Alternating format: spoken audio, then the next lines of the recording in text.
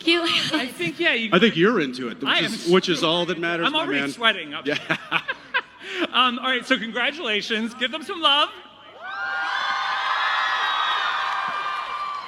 And do not forget, TV Guide magazine, Winchesters cover, on stands now, and at supernaturalmag.com, the expanded Supernatural special issue with Winchesters content in there. You guys are set. We're taking good care of you. So I'm going to get to some questions, and then I want to give this to the audience. Okay, so you guys came up with this during COVID. Most of us were doing like sourdough or, like puzzles. We don't know how to bake, so...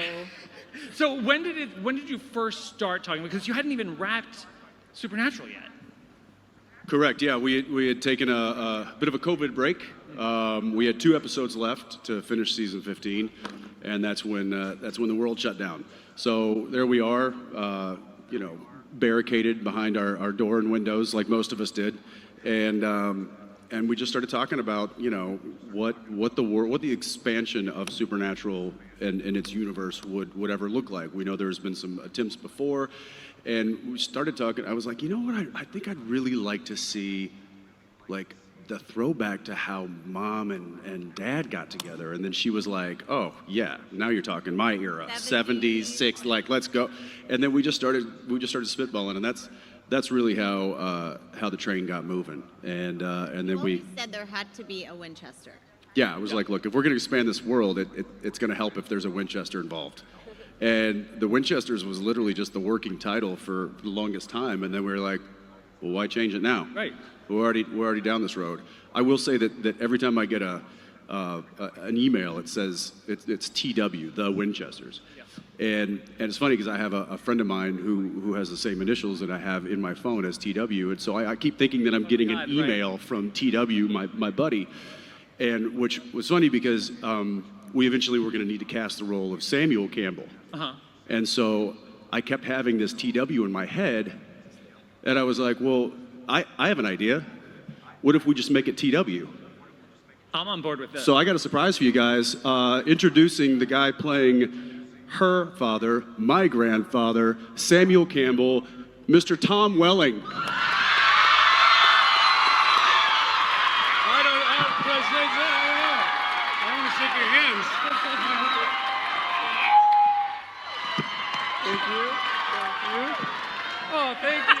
Thank you very much. What's up, buddy? Hey, how are ya?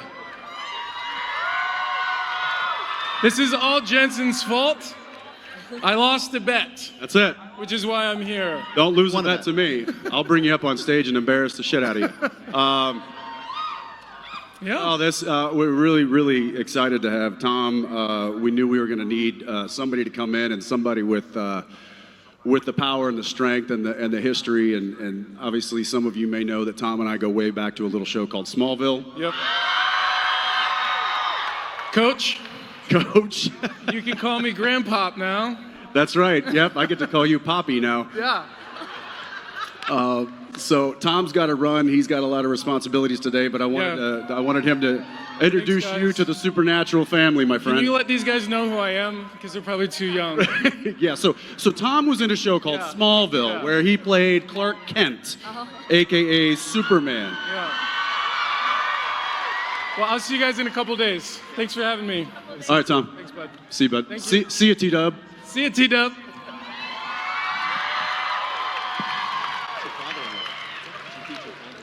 Your father is Superman, by the way. Just so Yeah. Sorry, a little surprise for you guys there. How do we top that? And thanks. Good night. Good night. So what they just saw today, this episode, how close is it to the idea that you kind of started with? Well, we always, I think one of the things, and Robbie can touch on this too, I always wanted to narrate it because I thought that would just be a nice tether to the mothership, as we lovingly call Supernatural. And I just thought it was, if we could do a supernatural version of essentially How I Met Your Mother, and he loves that show. Okay, all right. Look, it was on for a long time for a reason. Leave me alone. Says the guy from a 15-year show. This is true. But listen, it did go through some different variations of a theme.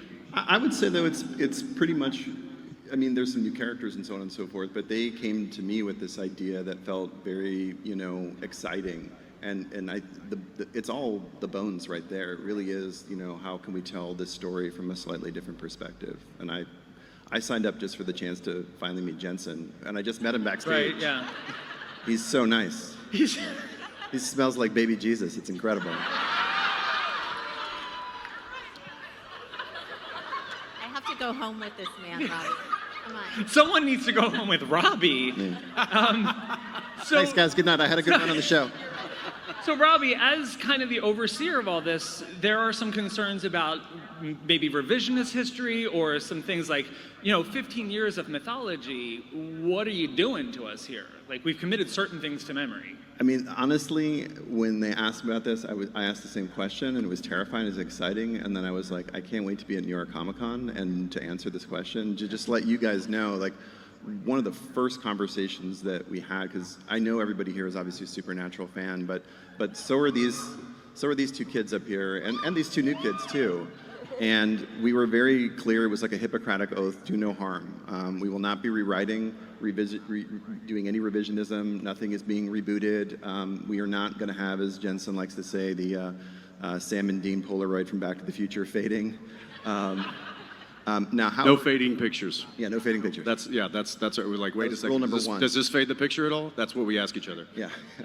But it was actually very freeing because it gave us the opportunity to, because we're a prequel, obviously people know where the story is going, but because we're also Supernatural that could do different things, we had an opportunity to do something different. Now, what exactly we're doing will be revealed in episode 13 of The Winchesters. Not today, sorry. But I can assure you that I know that if people do have any concerns, I had the same concerns, and those two had them before I even showed up. The goal of this was always to not rewrite or change anything that happened in 15 seasons, and by the time we get to 13, you'll see how we did that. Okay. Oh, okay. Now let's talk about our mom and dad, Drake and Meg. So now that you've been on a panel, do you understand the immensity of these roles now? Yes. Yes. Do you have any second thoughts now? No. No. This is amazing. I mean, this is incredible. Thank you all for being here. Thank you so much. Thank The support is insane. So thank you. you. And hearing your guys' reaction to the pilot was like so surreal. I was bawling backstage. So thank you so much. I really appreciate it. So clearly, and when we've spoken a little bit, these characters mean as much to you two as they do to the. Are you okay? Yes, I'm good. Surreal. So thank you. We're having an Oprah moment up here. So obviously these characters mean as much to you as they do to the fans. What is your take on them? How do you see them, and how do you see them falling in love? As Robbie was saying, we're not trying to revise anything. So, I grew up, I watched Supernatural all the way through in season 12. So I have zero intention to try to live up to Jeffrey Dean Morgan's portrayal of John. And more than anything, when I got the role, I just wanted to provide context. John's controversial out there. So I just wanted to offer context to the character, to his life, to the aspirations and dreams he had, and fall in love with Mary. It's also a little benefit, but no, that's kind of where I came. What about you? Meg, how does Mary fall? Because she clearly sees this guy as he has some learning to do. Yeah. Mm-hmm. I think playing Mary is so much fun because she is a very strong, independent woman who knows exactly what she wants and very badass for sure. So I think with John, it kind of makes her open up. She's a little bit more vulnerable, and throughout the show you kind of see more vulnerability in Mary, which I think is really beautiful. And so playing Mary, I just want to show you can be really tough, you can be this badass awesome woman, but also it's okay to have sensitive and vulnerable moments as well. So that's been really fun. And I love that she is introduced as the alpha. Yeah. Like she's the alpha, and in a time where that would not have been a thing. No. You know, which I absolutely love. The point of view of Mary is the one that really sends us into this world, and she already has a life set up. We don't know that much about John's life at this point, other than he's going through some stuff, but we don't know family. We don't, who is the voice of his dad? That would be Mr. Gil McKinney. Gil McKinney. Very nice, very nice. Now let's talk about the Scoobies, because we get right into that as well, and I'm all aboard for this. And they're all Mary's friends. Lata is, so I loved her from the get-go, but I'm also a little concerned about her. Yeah. Because I feel like she could be corrupted. Yes. Oh yeah. Mary is definitely scared about that for sure too. Oh, really? Oh, so it wasn't just me. Like, I'm watching, I'm like, oh, she wants to be really a big part of this, and that could mean doing the wrong thing, right? She's definitely Very perceptive. Yes, 100% yes. Okay. And we have an amazing partner in Nida, who's just an outstanding actress and has really brought the character to life and really added stuff that I never thought about and we never talked about before we, even cast. Like, she just is an incredible presence. And so yes, I would be very worried for that sweet summer child. Okay, all right, excellent. And now Ada, I trust that she's not just going to be your magical black character, right? This is somebody who's going to be very, very important. Yeah, I mean, we got extremely lucky with all of our cast, but Demetria has been an amazing partner in this as well, and that's somebody who you should also worry about. You should worry about all of these characters because it's supernatural. Well, and I'll kill them all, like, so. oh my God. Yeah, we know what he's capable of, Yeah, guys. exactly. And Carlos, I'm pretty sure Carlos is TV's first sexually fluid hippie demon hunter? That is correct. Possibly, right? That is 100% correct. Yeah. This is incredible. And I love the energy amongst them. How is John? I mean, they're all super nice to him to start, but he's a bit of a square. He is a bit of a square, and Carlos is a lot. He takes up all the space, all of it. But again, that's another case where we have an incredible partner in JoJo, who, they are just an incredible presence. That was extremely hard to cast, and I remember it was Danneel actually, because you get tapes and there's like names, and you're like, who are these people? And we had like a text chain, and you were like, you have to see JoJo, you have to see JoJo, you have to see JoJo. And then I saw JoJo and I was like, she's correct. She's correct. Nice. They are a huge star. Yeah. I can't wait. So many moments. It's gonna be Carlos moments. It's a lot. I've seen a lot of memes coming out of them. Oh Yes.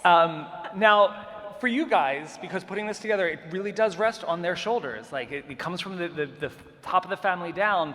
How has it been watching them, not just assume these roles, but also assume the roles on the behind the scenes? I mean, these two are amazing. Again, you can't ask for better partners. like really, honestly, and everybody up here, and also our partners at the Studio Network, this is one of those things where you're like, I can't believe we get to, Jensen says it all the time, we don't have to do this, we get to do it, and to be able to do it with all these people has been amazing. So much, and you would know this also, for the behind-the-scenes world of Supernatural, there was so much love, there was so much family, there was so much connection. Are you feeling that in this production as well? Oh yeah. Yeah. Yeah, especially right now. Yeah, I know, right? Because the whole family is together. They're here. So I'll give you another little surprise, which I don't think it's any. I mean, whatever. You're an exec producer, We pal. are so Let sorry, it ride. Warner Brothers. We're so Here we sorry, go. Warner Here we Brothers. go. Just touching on that kind of vibe down in New Orleans on set right now. A dear friend of ours and a family member of Supernatural is directing Mr. Richard Speight, and I'm getting some insider. Just so you know, I'm getting some insider trader information on what's going on set because I'm not there right now. I'm doing some other show, but I do have my ears open, and Speight's been giving me some updates, and the reviews are just glowing. In fact, he even specifically said some stuff that you were doing, Drake, on Friday night was just blowing him out of the water, and so I will say that yes, the Supernatural vibe is still being collectively curated by those that were there and know what it was originally. And that's important to all of us. So it is really, it's in the hands of those that love it the most. Correct. Yeah. Drake and Meg, have you endured any of the, well, back in my days in season 2, we had to use practical effects. Like, have you heard the stories from the elder statesmen? Yes. Yeah. 100%. And you're like, that's great, Pop Pop, eat your soup. That's all to Jensen. So you gave us some Easter eggs. Not even an Easter egg. I mean, the Men of Letters are like the Goonies. They never die. Like, these people have been around forever. But our green cooler showed up in the back seat. Yeah. But this Akrita, is this the big bad for the season? This is our big bad, and again, one of the things that Danneel and Jensen, when we first talked about it was, we have 327 episodes of continuity, and it felt like an opportunity maybe for us to kind of do something that we hadn't seen before, while still embracing all 327 episodes warmly. We have a supernatural technical consultant who is obviously starts with these two, and then Drake has watched and has like the the actual time code, I think, of some of the episodes. Episode 1. And then the Supernatural Wiki, if any of you guys have ever used it, Jules also has been helping us out as well, which has been really super cool. But to answer your question though, like there's just people here. It's handcrafted. These are people who love it. And what other Easter eggs should we be looking for? There's a bunch in the pilot that some of them are just fun. Like there's a few directors' names that you'll recognize in the background and things like that. That's right, Kim Manners, Mr. David Nutter. I'm like the Easter Bunny, like I like to put them all in, but now we have this incredible crew down in New Orleans who are either have watched it or starting to watch it, like, oh, could you do this, could you do that? And so we're like finding other little things that we can kind of have little winks at the audience. And Robbie does such a great way of putting those Easter eggs in, but not making them so blatant. Like when Mary says that they put a knife in her hand before she was old enough to hold it, is very familiar to, you know what, Dad? He gave me a 40 instead of thinking he gave me a 45. So there's a lot of little like kind of subtle Easter eggs too that we that I think are important, but also help really tell this story and move it along just the way that it did many years ago. Nice. And should we take their love of coffee as a thing to work with? Is this going to become a thing, like the coffee cup or the black coffee and the too sweet coffee? Yes. Yes. Just don't eat, just whatever you do, don't think it's going to be fun and just take a bite of a hamburger, because then that's the next 15 years of your life. So obviously people online and inline and out in the world, they're all very curious because the mothership was staffed with celestial characters who are timeless. They can go back and forth, and I think the one that they all want to know about starts with a C. Is Chuck. Chuck. Yeah. No, that's good. Oh, you mean Castiel, right? Yeah. I will always mean Castiel. I'm with you. Yeah. So when did the emails start going out? I mean, I think I was campaigned for that before I even heard about this job.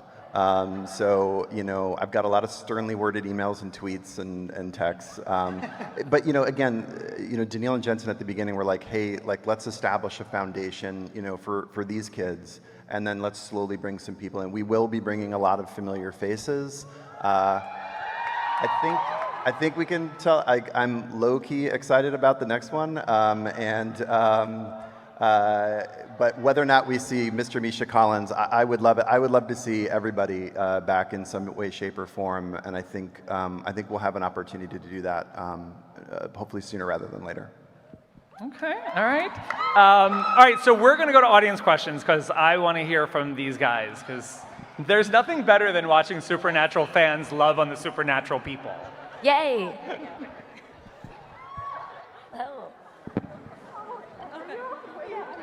That's a quick cue right there. That was Insta-line. All right, we're going to start over here first. Hi, everybody. Hi. Hey. Hi. My name is Allison. I'm from St. Louis, and I was wondering if if like the plan for the beginning of the season was always Dad's on a hunting trip. He hasn't been home in a few days, or if there was ever like a different way you were going to start that. I will take all the heat for that. I'm guilty as charged. And I talked about it early on about how can we find little parallels between 1972 and 2000 whatever, because we did time jumps in Supernatural. I don't remember what year it is. '05. Whichever it is. And that was something that was kind of baked in from the beginning. Yeah. Thank you. Of course. Nice to meet you. Hello, my name is Brianna, and I'm from New York City, obviously the greatest city on the planet. That's right. First, I'd like to say the whole John, Mary, Lotta, and Carlos, they get very much Scooby and the gang for me. They even have the van, too, which is perfect. But my question is, if you had to build a Mount Rushmore of Supernatural episodes, which ones would you pick and why? Wow. I mean, I'm just going to take this. Mystery Spot for me is the all-timer. And then Mystery Spot, and then Mystery Spot. I just think for me it embodied, what Supernatural did best, which was it had a ton of humor. I mean, do these tacos taste funny to you? I probably say like 50 times a year to the chagrin of my wife. My favorite way that Dean died. But then it's really sad in the end. I'll put one of the faces on. I'll throw French Mistake up there. I'll throw French Mistake. And I'm gonna. He won't say this. He should, but you gotta throw. Yeah, Baby, Danneel has baby. it. Baby. Yeah. Baby. French Mistake.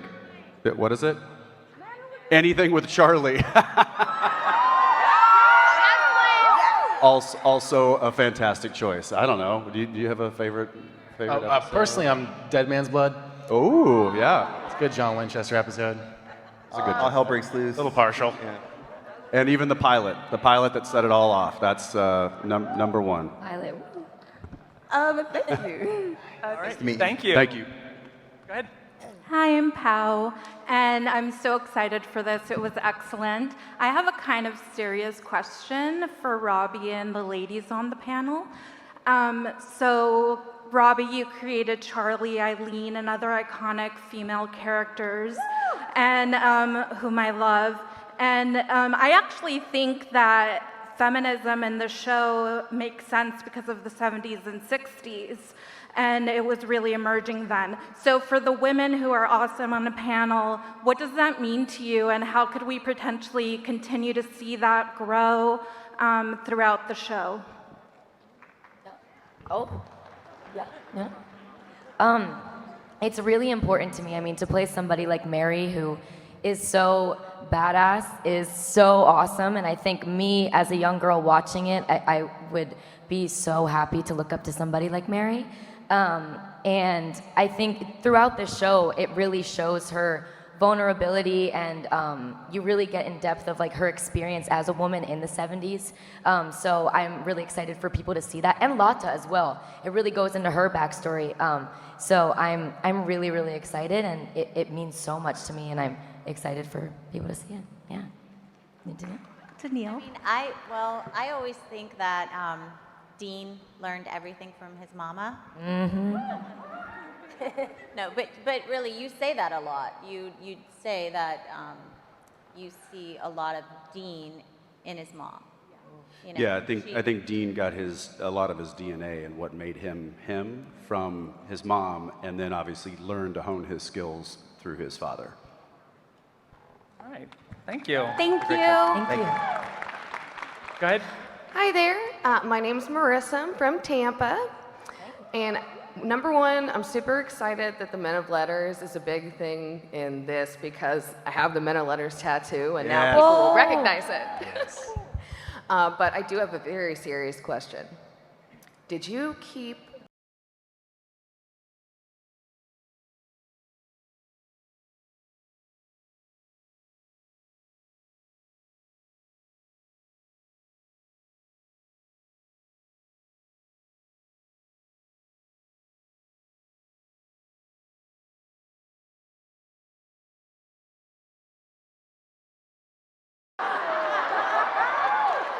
You talking about the gym teacher, Dean? That I keep? Yeah, that one. No, she has it right now. Can I borrow it later?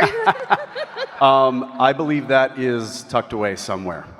He's wearing it right now underneath. It's underneath. Yeah, I was gonna say, 'cause Yeah, he's got I like never a take it off. supervillain thing going on with the coat, so. Yeah. Belongs in a museum.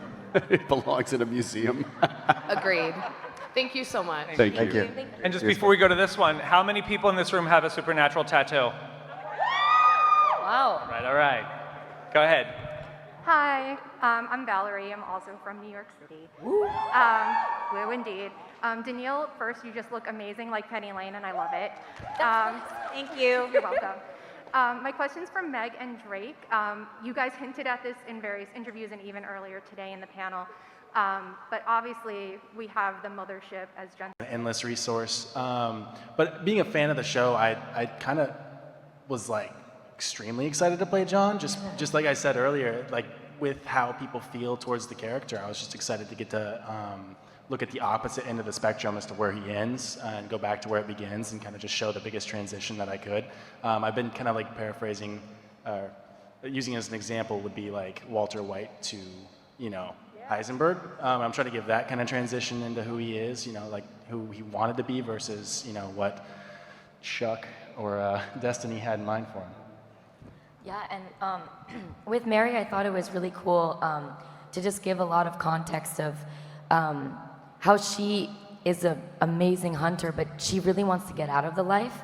And, as you see in the mothership, like, it ends up coming back to her as well. So it's very unfortunate, but I think it's really awesome to see, like, how she's kind of Dean, but she's longing to be Sam. And it kind of is vice versa for John, which is really interesting. So, yeah.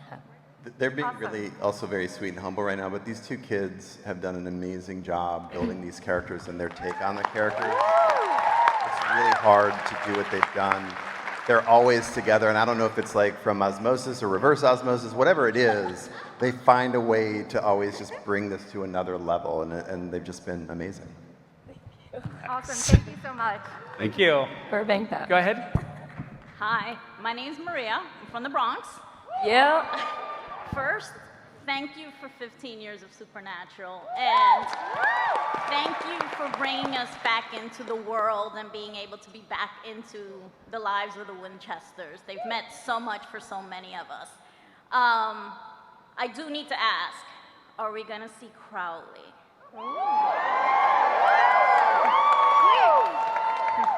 Sure.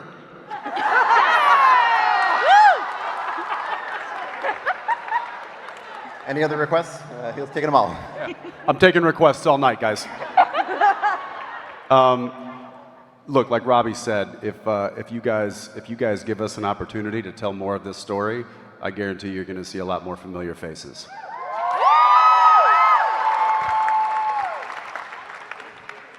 Cool. Thank you. Go ahead. Sure. One thing that was so distinctive and wonderful about Supernatural was it had its very own distinct style in terms of dialogue, how it was shot, how the costumes were, how everything was framed. It wasn't just close-ups. You got to see characters interacting and move throughout space. So I wondered, how would you all approach, like, referencing Supernatural, because it's very obviously in the same world, but building your own thing on top of that? When it was early COVID, it was like two years ago almost to the day that we started talking about it. Jensen and Danneel would hop on a Zoom and they had this beautiful painting behind them that was like this amazing, it's like what would you call it? It's like a sun, I don't know what, it's beautiful. It's actually from 1968, and Yeah. it's like just a felt sun. Yeah. But orange, reds, all of those. It kind of looks like this. Oh yeah, actually this color palette, yes. Yeah. And that kind of actually strangely became like a calling card for us when we started meeting with directors and so on and so forth. Glenn Winter, who shot the pilot, is fantastic, really wanted to take some of the stuff that you felt, in 15 seasons, particularly the earlier seasons, but then we had to find our own sort of color palette, and because we left Vancouver, which we all love, and shoot in New Orleans now, it's literally a different sky down there. Yeah. And I'm flying back there literally right after now, and I hope to get there in time to see the sunset because it's a different type of beauty, and we really wanted to lean into that from the visual side of things. It actually has like that sepia tone of an old photo, which is perfect. And also, unfortunately, we have to wrap. I'm sorry because it says we have 22 seconds. One more. All right, if you can. One more. Yeah. Hi. Oh my God, sorry. Danneel looked at me, I got flustered. Sorry, Hi. First of all, really quick, please and I'm going to speak on behalf of everyone in this room, which is ambitious, but please give our love to JoJo and Nita. They are so wonderful, and we are so happy 100%. That's amazing. that they are 1,000%. They have been welcomed We to will. this family. Thank you so much. Also, my question is, so you guys took on a really daunting task when you decided to sort of not only reboot this show, well, kind of, but but also to add new characters. When those characters, like JoJo and Nita's characters, were being created, were they created in thinking like, we'll take elements of characters who can't really logistically be in the show and sort of give a nostalgia that way, or was it something entirely fresh? It came from a conversation again with Danneel and Jensen about, we wanted this to be, Supernatural became a show about a larger family, but it was a two-hander, and we really wanted us to start with that family. And so it came from a very organic place of like, okay, we called them this, and then these knuckleheads called themselves that, which is like, we have the core four. And that core four, it had to feel like a family from jump. Obviously, these are Mary's friends, and John is being pulled into that world, but that's my memory of it. It was very organic, and it was something that they're very passionate about it as a company, is being more inclusive as well. And so that was another organic part of the company, or the process as well. Yep. All right, well, listen, you Thank guys you so are much. amazing. Welcome to the Winchester family. Tuesday on the CW premiere. Thank you guys so much. Thank you to everyone here at the Winchesters. Have a great day, everyone. Thanks, Damien. Thank you. Test.